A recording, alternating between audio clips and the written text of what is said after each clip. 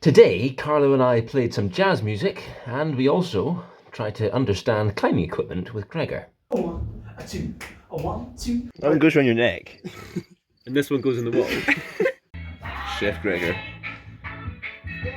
After Gregor did such a good job of making our lunch, I decided that I needed to clean the piano with the Hoover. Cleansing the piano.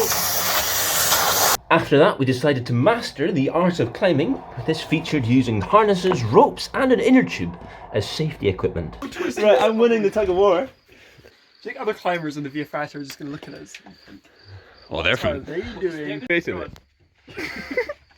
Inner tube versus Gregor. Sit down, sit into it, relax.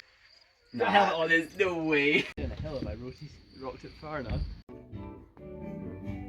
Soon, it was dinner time, and we headed off up the hill extremely slowly, and then came back and played the most delightful jazz you'll have ever heard.